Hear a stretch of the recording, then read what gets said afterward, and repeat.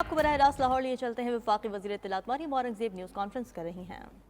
आलमी साजिश का बयानिया बनाया और आलमी साजिश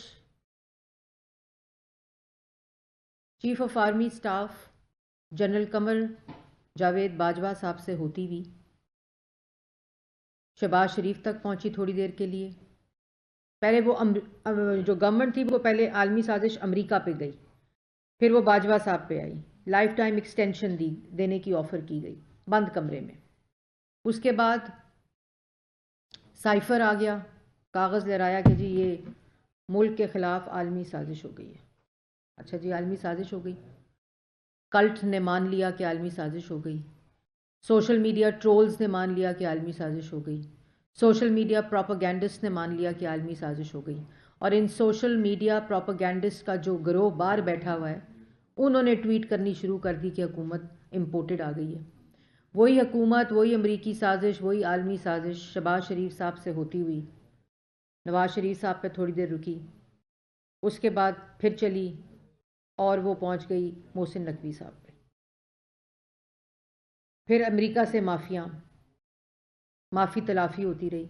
ये एक शख्स है जो जब भी उसका कोई जवाब देने का बारी आती है, जब भी वो कटहरे में आता है, तो ये वो नफ्सियात है। इमरान खान का कोई सियासी मसला नहीं है, इमरान खान के सारे मसले नफ्सियाती हैं।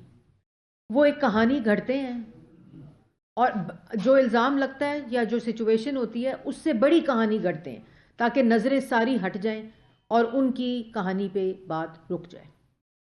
फिर वो मैं हैरान होती हूँ कि वो कौन लोग हैं जो इस शख्स के ऊपर यकीन करते हैं और इसकी कहानी पे यकीन करते हैं, और वो कहानी जो 4, 5, 10 दिन के बाद झूठी साबित हो जाती है। कल लाहौर के लोगों ने तो उसको मुस्तरद किया है, यहाँ तक मुस्तरद किया है कि हॉकी ग्राउंड की तस्वीरें जोड़कर, मीनार पाकिस्तान की तस्वीरें जोड़कर, फिर उसके दरमियान से मीनार पाकिस्तान ही गायब हो गया कल तस्वीरें को जोड़ते जोड़ते। ये वो शख्स है जिसकी हर चीज़ रोज़े रोशन की तरह आया है। फिर साइफर की माफ़ी मांगी तो वो जब डूबने लगा बयानिया, तो फिर कहा कि मैं लॉन्ग मार्च करूँगा। फिर लॉन्ग मार्च को इस्लामी टच के साथ जोड़ते जोड़ते फेल हो गया। फिर वो फेल हुआ तो फिर ये कहा कि मैं जेल भरो तहरीक करूँगा, जो जेल बचो तहरीक बन गई। उसको जोड़ते जोड़ते लोगों की शहादतें हुई, सहाफ़ियों की शहादतें हुई, पुलिस वालों की शहादतें हुई, इनके घरों से गोलियां मार के पुलिस वालों की शहादतें हुई। और फिर कहा कि मैं इलेक्शन कराना चाहता हूँ। तुम इलेक्शन नहीं कराना चाहते, तुम फिर से अपनी सिलेक्शन कराना चाहते हो, और तुम चाहते हो, एक मिनट ज़रा जी बात सुन लें, और तुम चाहते हो कि तुम्हारे जो गुनाह हैं, तुम जिस कटहरे में हो अदालत के, उस कटहरे से बच जाओ और उस जवाब से बच जाओ। अब साइफर का तमाशा कर लिया, लॉन्ग मार्च का तमाशा कर लिया, जेल बचो तहरीक का तमाशा कर लिया, इलेक्शन का तमाशा कर लिया, ज़मान पार्क का तमाशा कर दिया, अदालतों पे धावा बोलना, हमला करना, गाली देना, धमकी देने का तमाशा कर लिया, पुलिस वालों के सर तोड़े, पुलिस वालों की गाड़ियां जलाई, पुलिस वालों को जख्मी किया, उनके ऊपर पेट्रोल बम्स फेंके। दिल भर गया होगा। ज़मान पार्क से दहशतगर्द निकले, पेट्रोल पंप बम की जो पेट्रोल बनाने की तमाम लवाजमात थे वो निकले, बंटे निकले, गुलेलें निकली, डंडे निकले। दिल भर गया होगा। फिर जी मैंने जलसा करना है, मैंने अदालत नहीं जाना, मेरी जान को ख़तरा है, मुझे कत्ल कर देंगे, मुझे गोली मार देंगे, मैं बीमार हूँ, मैं बुज़ुर्ग हूँ, मैं 72 साल का हूँ, मैंने अदालत नहीं जाना, मैंने मीनार पाकिस्तान जलसा करने जाना है। उस वक़्त ना मैं बुज़ुर्ग हूँ, ना मैं बीमार हूँ, ना मेरी जान को ख़तरा है, ना मुझे गोली लगेगी, ना मुझे कत्ल करेंगे। उस वक़्त कोई ख़तरा नहीं है। सिर्फ अदालत, जहाँ फ़ॉरेन फंडिंग का जवाब देना है, जहाँ तोशा खाना का जवाब देना है, जहाँ अपनी बेटी टिरियन खान का जवाब देना है, वहाँ नहीं मैंने जाना। फिर अदालत, फिर इलेक्शन करा दो। वो भाई एक शख्स एक माचिस लेकर पूरे जंगल को आग लगाना चाहता है। उस शख्स की मर्जी के ऊपर, उस शख्स की शैतानी عادت کے اوپر، اس شخص کی شیطانی ذہنیت کے اوپر اس ملک کا آئین اور قانون نہیں چل سکتا۔ اگر تم ملک میں الیکشن چاہتے تھے، اگر تم ملک کے اندر آئین چاہتے تھے، جو تم جس پہ لیکچر آج کل دے رہے ہو، تو پھر تم نے نیشنل اسمبلی کی ووٹ آف نو کانفیڈنس کی تحریک جب جمع تھی اور تمہیں پتا تھا کہ تم وہ ہار رہے ہو، تو تم نے اسمبلی کیوں توڑی؟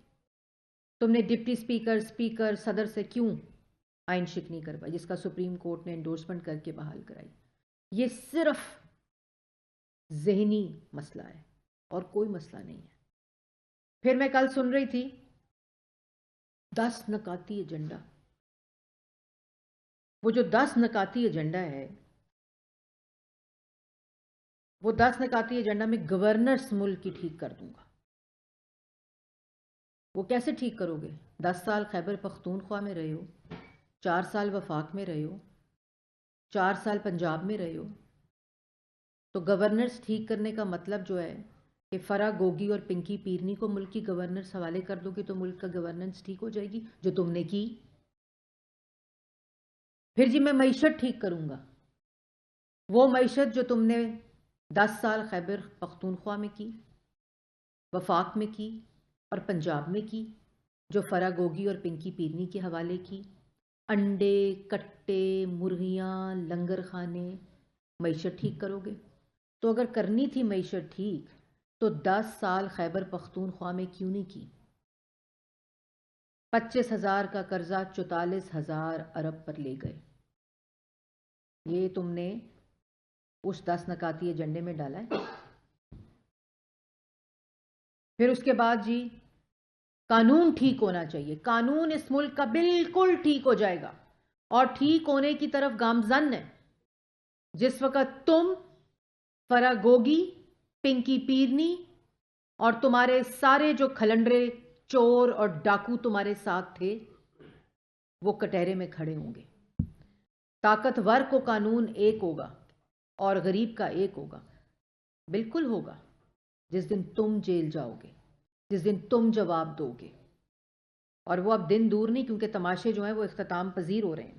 اس کے بعد جی میں ڈیٹا بیس بناؤں گا جس سے غریبوں کو ٹارگٹڈ سبسڈی ملے گی۔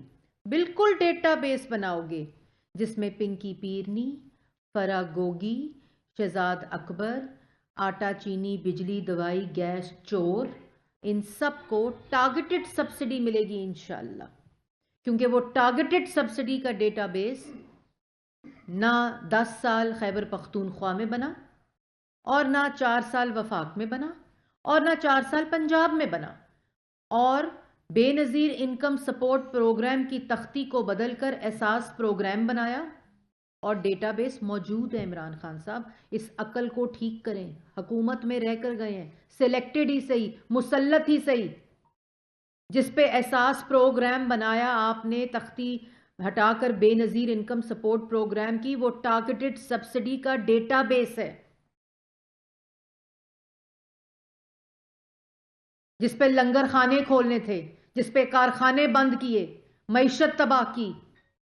پھر اس کے بعد صحت کارڈ پروگرام، جو 2014 میں نواز شریف کا صحت کارڈ پروگرام تھا، اس کو صحت کارڈ پروگرام بنا لیا۔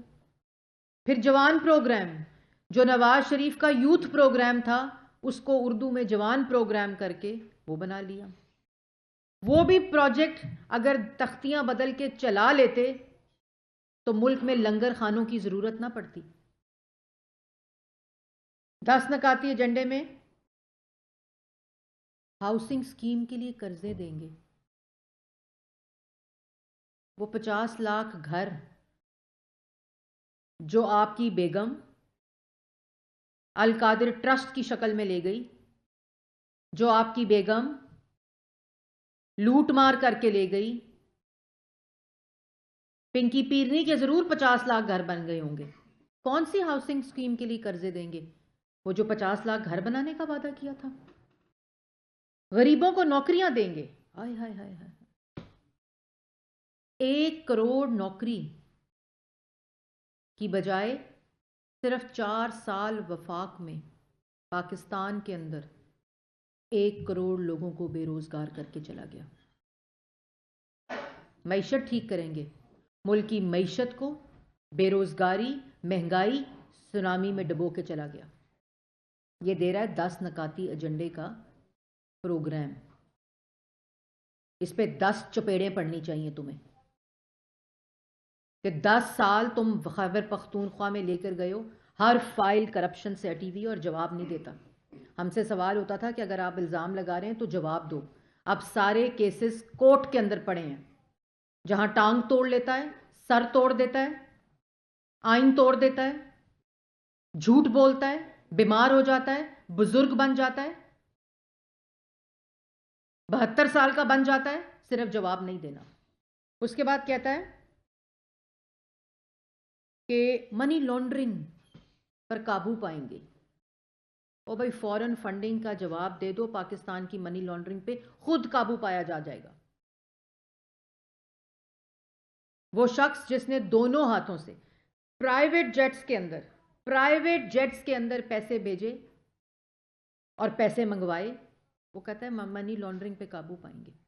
190 ملین بند لفافے میں کابینہ سے اپروو کروا کر اس کا جواب بھی نہیں دیتا. کہتا منی لانڈرنگ پہ قابو پائیں گے. اس کے بعد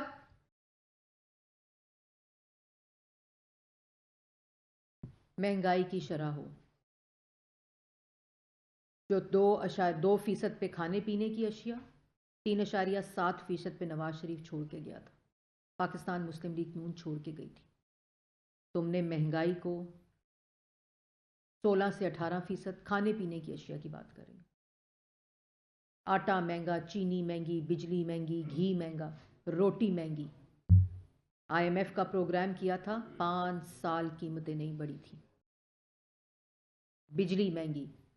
اس کے بعد بدترین خسارے، ترقی کی شرح 6.1% پہ چھوڑ کر گئے تھے. خود انہوں نے رپورٹ شائع کی. اس کے بعد وہ ترقی کی شرح پہلے منفی لے گئے، پھر اوپر چلی گئی. جس طرح اپنے ترقی اور شرح صحیح ہوتی تھی، اثاثے بدلتے گئے، بڑھتے گئے، پیراگوگی کے بڑھتے گئے، ترقی کی شرح آگے اور پیچھے ہوتی رہی. یہ وہ شخص 10 نکاتی ایجنڈا دے رہا ہے. اس کے بعد جی 10 نکاتی ایجنڈا جو تھا نا، وہ معیشت بھی میں نے آپ کو بتا دیا، انڈے کٹے اور مرغیوں سے ٹھیک ہونی تھی. وہ انڈے بھی مر گئے، کٹے بھی مر گئے، مرغیاں بھی مر گئیں. نہ انڈے ملے، نہ کٹے ملے، نہ مرغیاں ملی، نہ لنگر خانے ملے. اور اس کے بعد جو 10 نکاتی ایجنڈا والے ہوتے ہیں نا، جو ملک کو ریلیف دینے کی بات کرتے ہیں، جو ملک کے اندر ترقی کی بات کرتے ہیں، عوام کو روزگار دینے کی بات کرتے ہیں، ان کا 10 نکاتی ایجنڈا سی پیک ہوتا ہے. ان کا 10 نکاتی ایجنڈا LNG ٹرمینلز ہوتے ہیں. ان کا 10 نکاتی ایجنڈا 16,000 میگا واٹ بجلی ہوتی ہے. ان کا 10 نکاتی ایجنڈا مہنگائی کو 2% پر کرنا ہوتا ہے اور 3.1% پر کرنا ہوتا ہے.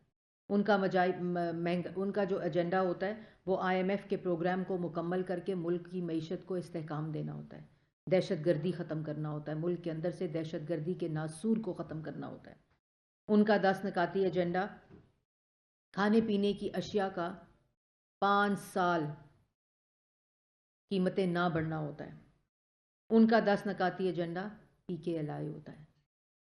ان کا 10 نکاتی ایجنڈا کارڈیولوجی ہاسپٹلز ہوتے ہیں، اسکول ہوتے ہیں، یونیورسٹیز ہوتی ہیں، یوتھ پروگرام ہوتا ہے، ہیلتھ کارڈ ہوتا ہے جس کی تم صرف تختیاں بدلتے رہے، موٹر ویز ہوتی ہیں، میس ٹرانزٹ ہوتی ہے. اگر آج اس ملک کا نوجوان کنیکٹیوٹی اور ملک کی اکائیاں آپس میں جڑی ہوئی ہیں تو وہ نواز شریف کے موٹر وے کی وجہ سے ہیں، وہ شہباز شریف کی فارم ٹو مارکیٹ روڈز کی وجہ سے ہیں، بجلی کے منصوبوں کی وجہ سے ہیں، سی پیک کی وجہ سے ہیں، صحت کارڈ کی وجہ سے ہیں، یوتھ پروگرام کی وجہ سے ہیں، بجلی کے منصوبوں کی وجہ سے ہیں. یہ ہوتا ہے 10 نکاتی ایجنڈا. تم صرف ایک منصوبہ بتاؤ. 10 نکاتی ایجنڈے نا، تو جیسے میں نے پہلے کہا کہ ان 10 نکاتی ایجنڈوں پہ تمہیں 10 چپیڑیں پڑنی چاہیے. تم ایک منصوبہ بتاؤ، زیادہ نہیں، ایک منصوبہ بتاؤ جو تم نے سوائے شیطانی کے، ملک کے خلاف سازش کرنے کے، ملک کے قرضے بڑھانے پہ، ملک میں مہنگائی بڑھانے پہ، ملک میں معاشی تباہی لانے پہ ایک منصوبہ بتاؤ جو تم کہو یہ منصوبہ میں نے بنایا تھا۔